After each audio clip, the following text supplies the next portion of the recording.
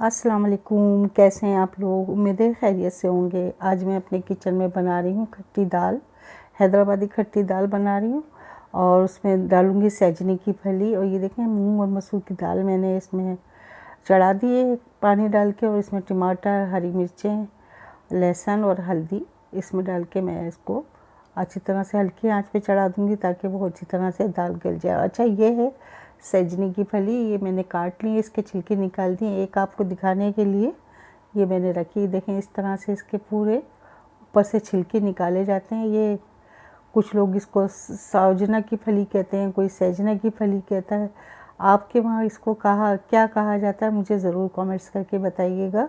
और ये सर्दियों में बहुत अच्छी और बेनिफिट देता है जिस्म को। इससे जो है आपके जो जोड़ों में दर्द है वो सही हो जाता है, और बहुत अच्छी ये दाल के साथ टेस्टी भी बनती है। देखें, इस तरह से दाल मैंने अच्छी तरह से घोट ली, और घोट के फिर मैंने इसमें थोड़ा पानी डालूँगी, और पानी डाल के फिर मैं ये फलियाँ भी इसमें डाल के थोड़ी सी देर पकाऊँगी।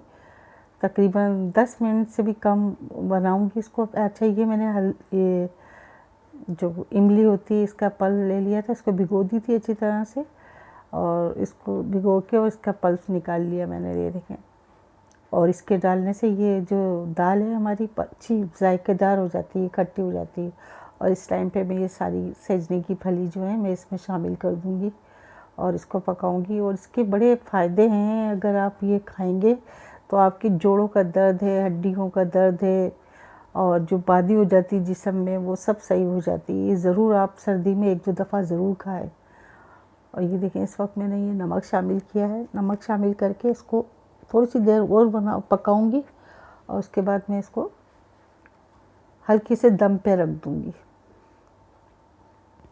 फिर इसके साथ मैंने राइस भी बनाए थे। अब ये देखें, मैं बघार लगा रही हूँ इसमें। ये देखें, मैंने घी डाल दिया है फ्राई पैन में, उसमें थोड़ा ज़ीरा डाला है, प्याज शामिल की, इसमें करी लीव्स डाले हैं थोड़े से, और ये जो साबुत मिर्चें नहीं होती रेड कलर की, वो मिर्चें थी मेरे पास रखी हुई, वो मैंने इसमें शामिल करी, और इसका बघार इसमें लगाएंगे। और ये इतनी कोई मज़े की दाल बनती है ना कि आपने अगर एक दफ़ा बना ली ना तो आप बार बार सोचेंगे कि ये बनाई जाए। और ये भी बहुत अच्छी बनती है, इसकी बेनिफिट बहुत है। लेकिन दाल हमारी तैयार हो गई। इसके बाद मैंने इसमें हरा धनिया शामिल कर दिया। हरा धनिया शामिल करके इसको मिक्स करूँगी, और इसके बाद ये जो मैं बघार बना रही हूँ ये इसी में शामिल कर दूँगी। ये देखें, ये सारा इसमें जाएगा। थोड़ा मैंने रख लिया है सर्विंग डिश में, जब मैं निकालूंगी तो उसके साथ में इसको सर्व करूँगी। देखें कितने मज़े की दाल बनी है, बहुत अच्छा और सौंधा इसका जायका होता है। आप इसको चपाती के साथ भी ले सकते हैं, पराठे के साथ तो बड़े मज़े की लगती है ये दाल। मैंने जो है राइस बनाए थे इसके साथ ना, राइस बनाए थे, कुछ अचार रखा हुआ था मेरे पास। ये देखें, इसमें मैंने ऊपर से ये जो सर्विंग डिश में निकाली तो उसके बाद ये ऊपर से और थोड़ा सा जो बघार रोक लिया था वो इसमें शामिल कर दिया। देखने में ये इतनी मज़े की लग रही है, आप इसको बनाएंगे और खाएंगे तो बहुत ही आपको मज़ा आने वाला है। ये देखें, ये अचार मैंने रख लिया था, राइस निकाले मैंने सर्विंग प्लेट में। उसके बाद फिर मेरे पास ये कचूमर जिसे कहते हैं, बारीक खीरा, प्याज, टमाटर ये काट लिया था।